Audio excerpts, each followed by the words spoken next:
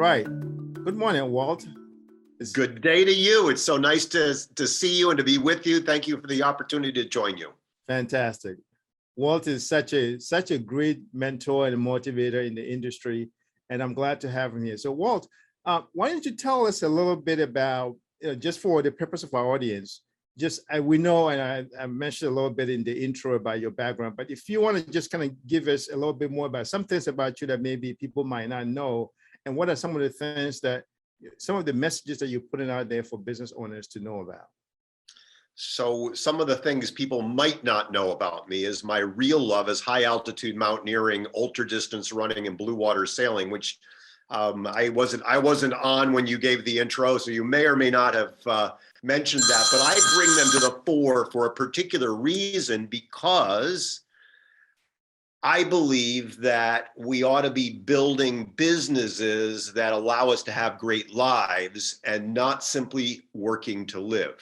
And what happens way too often is that we create these amazing things that are our businesses and we get lost in the weeds and we create expensive indentured servitudes that don't really give us the lives we want. So I'm all about the F word. I like a lot of fun in my life. Fantastic, fantastic. What are the maybe 2 to 3 biggest, issues or problems you see going on as far as the small business world is concerned? Well, I would say in no particular order. Number one is that we don't think about creating a real business from the get-go, which is to say that a real business is an asset that you can sell. A real business is something that you can leave and walk away from and continue to have running even if you're not there. It's like a generator in your garage. It ought to require just periodic maintenance. And so first and foremost, we don't begin to ideate, we don't begin to think, we don't begin to create the systems and processes that really allow for the creation of a real business. A corollary of that is that for many businesses in your audience create their businesses as forward-facing as themselves. That is, they tend to be personality-based businesses as opposed to brand-based business. There's nothing wrong with either one, except it's harder to pull out of a personality business and create it as a real business. And without any kind of long-term plan to think about that, it doesn't usually happen. And then the third thing I would say, because you asked me for 3, is that people fail to create or are slow to create the systems and the processes at a granular level that will allow them to be free. Fantastic, thanks. So what are some of the reasons why you think, is it a lack of will or a lack of skill or somewhere in between? What are some of the reasons why business owners don't systematize their business as much as they should? Well, there are a number of reasons for that. Number one is that it is very easy to get lost in the weeds of a business, very easy to get lost in the service delivery of a business. And if things are working, if things are growing, if people are coming in the door, and of course, at the moment in time that you and I are recording this, we are at a inflection point in history. We have perhaps a once in a generation opportunity of growth and economic prosperity ahead of us, even though there are a few bumps in the road. But we have this amazing opportunity. And what happens is when we get busy, when the money is coming in the door, when we're doing service delivery, we lose sight of the meta import of creating the processes and procedures. At the other end of the marketplace, where we're like scraping for the clients, we don't perceive that we've got the time to create the systems and the processes. So all of those things get relegated. The second piece, because there are 3 here, the other piece is that we don't have a long-term, and I know you talk about this, a long-term vision of where we want to go. So as you mentioned at one time in a former life, please don't judge me, I was a trial lawyer. As a trial lawyer, I was in front of a lot of judges and juries, and I had to prepare for a lot of trials. And my trial advocacy teacher at Cornell Law School decades ago said, start with the end in mind, start with the closing argument. Where do you want to get to? And so many of the people that we serve, they don't know where they're ultimately getting to. So they're not building toward that. And then the third thing that comes back to my love for the F word is that so many entrepreneurs and business professionals get lost in their businesses to the exclusion of their lives, and they become very unidimensional. And so it's just one day after another. Fantastic, fantastic. One of the things that I've heard from business owners is employees. They find it challenging either hiring the right talent or people with the right kind of mindset where they can delegate things to so they can focus on the long term. And also the fact that given this pandemic world that we live in, there's been some government regulations which incentivize people to not either go to work or they also have to compete with big businesses for talent.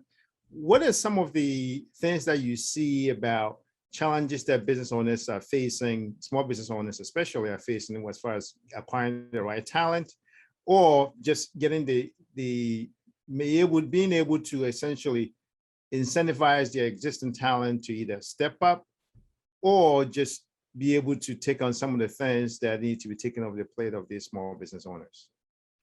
This is such a beautiful question, and we can go in a variety of directions with it at tactical and strategic levels.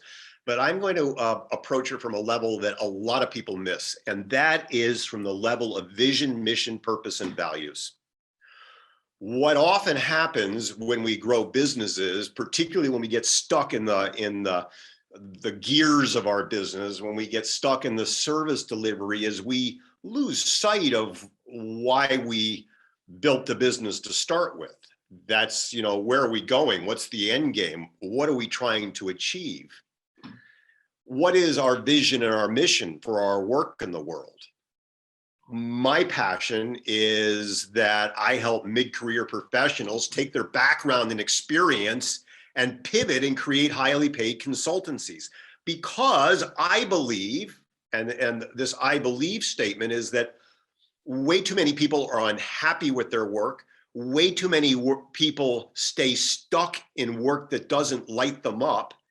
And as Howard Thurman once said, don't ask what the world needs, ask what makes you come alive, because what the world needs are the people who are alive. And so I am driven, our company is driven to help people step out in a big way and live their lives as lively, joyful human beings. And that's what drives me. That's what drives our company. And from that perspective, then, with a very clear vision, mission, purpose, and values, we get the people who want to attach to that mission. Because the research is really clear that above a certain level of compensation, it's not about the compensation. What people really want, what lights them up, what gets them out of the office, what helps them overcome the inertia or the fear, is they're attached to something larger than themselves. And so our job as leaders, if we really want to attract the right people, if we really want to engage our people, we want to retain our talent, we got to reconnect with what that juice was for us initially. And if we never had that juice, we better damn well start getting that juice, because that's what's going to allow us to go the distance. Fantastic. So, just like Michael Gerber also says, it always comes back to the owner needs to sometimes look in the mirror and find the fire that lit the business in the first place. And maybe that can inspire the employees to step up. I love that. I love, you and I share that love of Gerber's work. And so many business challenges are really personal challenges in disguise. And it starts with leadership, casting the vision. Right. Yeah. No, that is so great. Now, in terms of, I'm of the firm belief that a lot of times when you would mention something about people get, business owners sometimes get caught in whether it's acquiring clients or some other thing, and they lose track of why they started the business in the first place. And so what ends up happening is they try to please too many people, and then they end up selling. It's like a big giant menu. And when you have a big giant menu, it means a lot of overhead costs because you got to customize to different things. How do we? Because I know a big thing about your whole approach is scaling businesses, and I believe that one of the ways to scale is to sell a few things to a lot of people. But for some business owners, they feel like if I sell a few things, I may be missing out, right? So how do we convince business owners about the balance that selling a few things in the long run scales their business a lot further than trying to be too many things to too many people? I have a really simple, compelling answer to that question. Fantastic. Your listeners need to put themselves back in their own position as consumers. Let's assume for a moment, God forbid, that one of your listeners gets off of this broadcast and her niece, her nephew, the sister calls and says, Johnny collapsed on the soccer field. They took him to the hospital. He's a 17-year-old. They found an aortic stenosis. He needs surgery. I'm beside myself. You have to help me. And you being a good sister, brother, you say, of course I'll help you. And you go out into the marketplace then to help your sister find the right cardiologist for the job. And you find yourself a general cardiologist who's got a great reputation and a good reputation for a bedside manner. And you go out and you find another cardiologist, and she's been on the faculty of some university for a lot of years and has done a lot of research, and she's well respected. And you find a third cardiologist, and she's been in the market for 15 years, and her specialty is 17-year-old males who have aortic stenosis.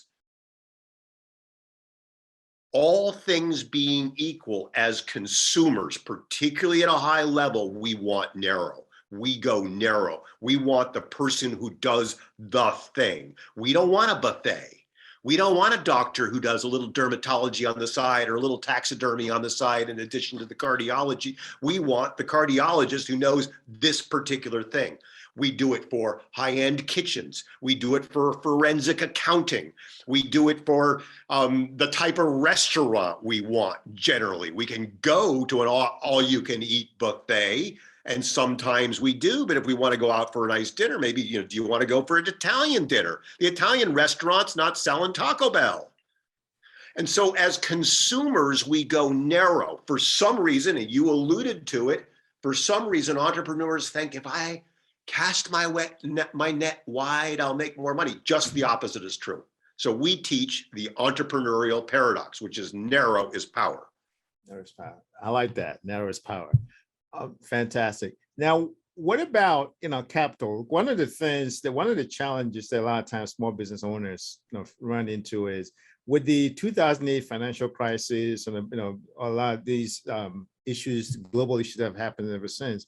There was a bit of a squeeze into these community banks. A lot of them went out of business and things of that sort. So capital flow had been really tight, credit, the credit market and whatnot. So what are some of the creative ways that business owners are, that you've seen that business owners are, handling these, going about handling these challenges as far as, recapitalizing their business or getting more capital inflows to be able to scale their business if they want to? So I'll go back to something I said as an aside, but I truly believe it, which is at this moment in time when we're recording this, we are in a once in a generation moment. And there, if anything is going on in the economy, there is probably too much money afloat in the economy. And I'm not going to get into politics as to whether the Fed ought to tighten that or reduce the money supply.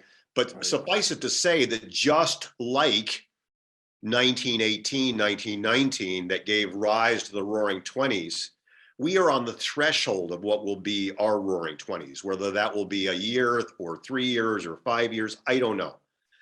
But there's a lot of money to be had and a lot of opportunity to be had without necessarily refinancing, or recapitalizing.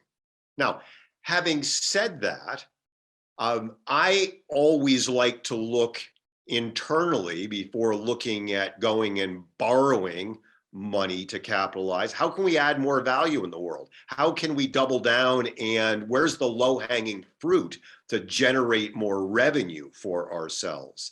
I think there is, and you mentioned 2008, I built this business 15 years ago into the teeth of the Great Recession. So I am intimately familiar with the challenges of that time. I think the knee-jerk reaction to go to debt is potentially detrimental to small businesses, because you end up eroding, and I've worked with a number of these people, you end up eroding control of your own business over time. And so I would always look to equity. I would always look to the low-hanging fruit for adding more value. I would always look toward where we can increase the revenue side without going to debt first. Okay. What about this notion about, the good debt versus bad debt? Because I've also heard that from the rich dad, poor dad, that, not all debts are the same. And if you want to grow, it's, the quote unquote, the wealthy ones tend to grow. And I guess it depends on the business that you're in. Real estate folks may leverage the debt markets too, as long as you get in an asset that brings money in. How does that factor into your thinking as far as advising small business owners regarding that? I know you favor equity and other areas over debt, but is there any kind of, if they're in a squeeze and don't have enough equity, coming in, is there any particular debt that, if they were to dip in, you would suggest that, okay, you could compromise here? Well, debt that can be, I mean, you mentioned rich dad, poor dad, debt that is at prime, where you can go out and make more money than you're paying in interest. That's good debt. I mean, if you can borrow money at 3% or 2%, and you can make 5% or 8% on that, that's pretty good. That's good. If that's, and, you're securing it by, if it's unsecured debt, that's great. If it's secured by the receivables of your company, that's great. Where I think a lot of people run into trouble, and it's, it's jazzy and it's snazzy, particularly at the top end of the market that you serve, is, going out and getting venture capital or equity partners. You start diluting the value of your holding, and that has cost to it. I'm not saying there aren't benefits to it, but I think with respect to good debt and bad debt is, what can you leverage? Now, before we went live, we were talking about the unpredictability of life. I have future cast the roaring 20s. I could be wrong. So would I want to have some debt that I couldn't leverage that was 15-year debt right now? I wouldn't want that. That wouldn't be real attractive to me. Right. So, we can future cast, but we've got to be prudent. And there's one other thing that I just want to drill home here. And it's what gets most people into trouble. And it's the thing that then drives them to ask the very question you're asking, which is, where can I get more money? They are not focusing on the single most important metric in their business, and that is profit. If you are not looking at your profit like every week, you are missing the boat. You ought to be looking at your your gross income and your net income. You ought to be looking at your profit number, because that profit number is the only number that matters. I work with a lot of people who have very snazzy product and program launches. I had $1 million program launch, and they've got, that sounds really sexy, except when you pick up the pick up the hood and look inside, you realize, they had a 1.1 million ad spend. Oops. Yeah. So profit is the key metric that so many people miss. One of the things that I tend to talk about is, profit is good, but what about I also tend to talk about the multiples of profit, because I'm always looking at, if an acquirer or some kind of external, whether it's a bank or an acquirer or whatever, maybe looking at what are the future profit Yes. prognostications for your business. Yes. So, I mean, is that something that you factor into in terms of the profit? There is the current profit and there's the future profits. Well, the future profits, if you've got no profit, it's very difficult to talk somebody into the fact, not impossible, but it's difficult to talk somebody into the fact that there's going to be future profits. So, your past performance can be predictive of future results when it comes to enticing somebody in the door. That's not to say that you don't have a really solid business model. Amazon ran in deep debt for, I don't know, a couple decades. Right. And there's an example of a business that has exploded and taken over the world, if you will. So, it's possible to have a business model that you're going to run at a loss and investors see the potential. But for most of the people, we see that if they're not focused on profit and they want to go and sell their business as their end game, it's going to be really difficult. The other thing, and it's another major asset of a business, particularly the businesses that you and I serve, is the thing called the list. I've sat at negotiation tables and seen deals go south because the list either isn't big enough or isn't engaged enough or isn't current enough.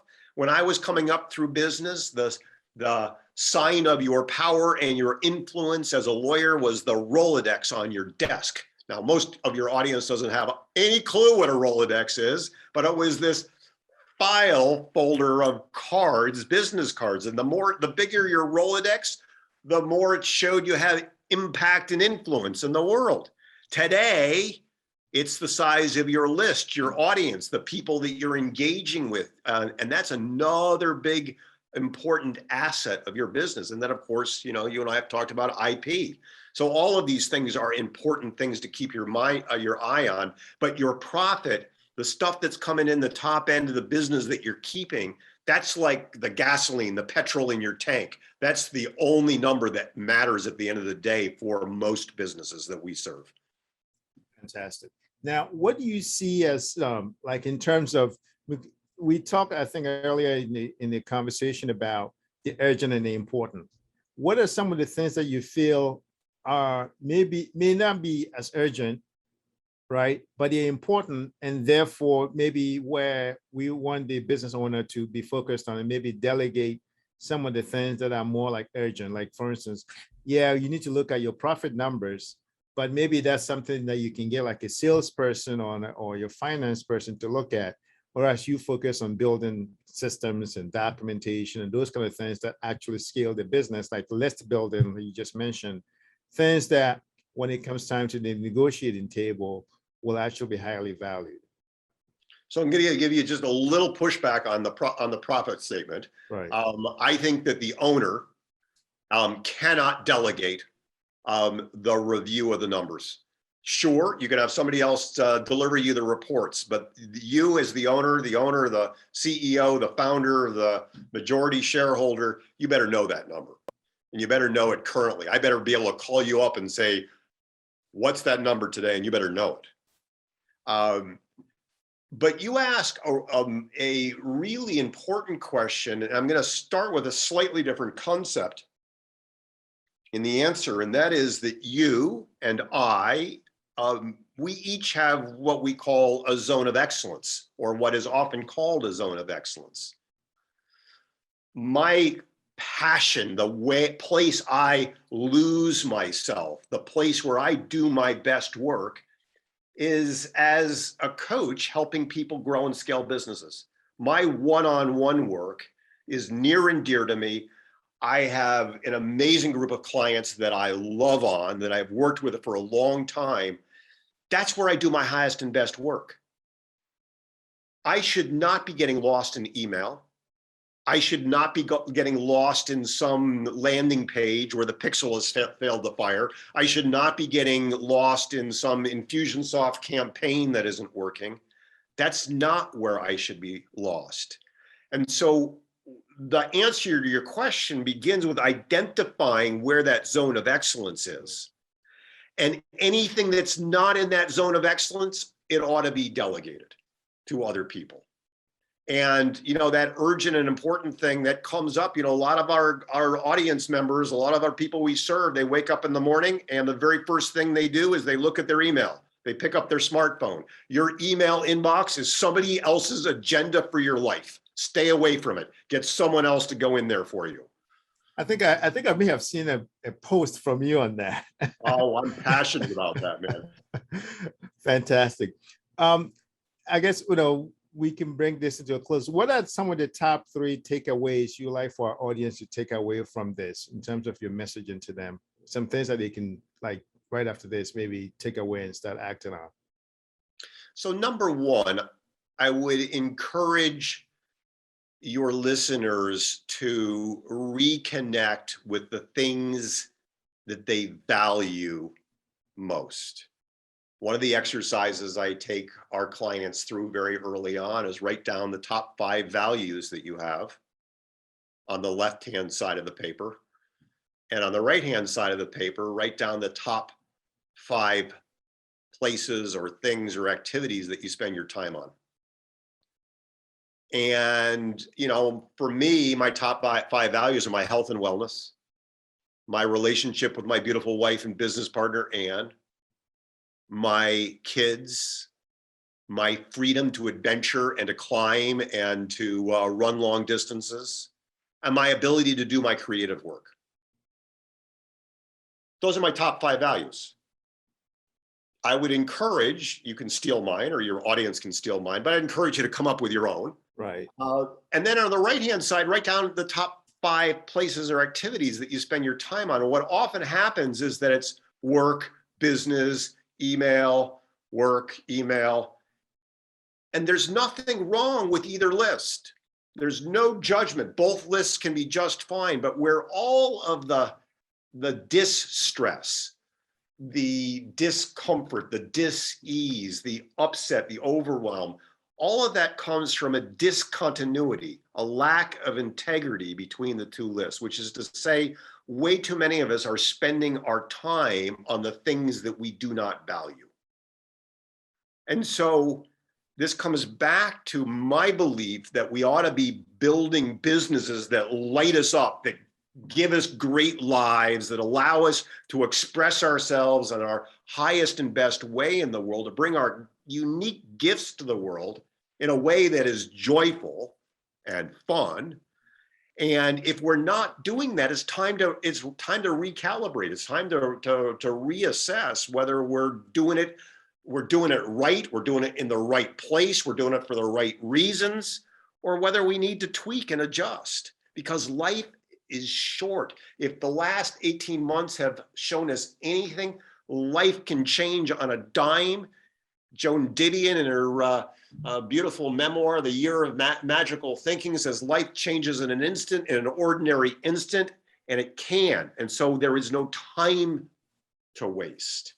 Because at the end of our lives, nobody's going to care how many deals you closed or how many LinkedIns you linked in or how much you updated your Facebook status. They're going to care about whether you lived richly, fully, deeply, joyfully, that you've shared love, that you've connected with other people, and you've done the work that leaves you fulfilled and without regret. So that would be number 1. Number 2 is remember that you're not a machine. I say at the beginning of my time mastery keynote, the great thing about being an entrepreneur, I love being an entrepreneur. The great thing about being an entrepreneur is that we have the freedom and the flexibility to work whatever 18 hours of the day we want. Which is, I get a nice laugh out of that because everybody goes, yeah. And, we teach what we most need to know. My business partner, my beautiful wife, Anne, and I, we love our work so much that it's very easy for us to gravitate back into it as a default. And if we're going to have rich, full, and balanced lives, then we need to become better stewards of our time, which is, of course, related to that value proposition. And then the third thing that I would leave your people with, and I think this is congruent with what you talk about, is know that closing argument, know that thing you're working toward, know that outcome that you're working toward. People will ask from time to time, what's your exit strategy, or what, and so where do you want to go with this? It's very difficult to do business planning longer than quarter to quarter. We know that after the last 18 months. But we can future cast about where we want our lives to go.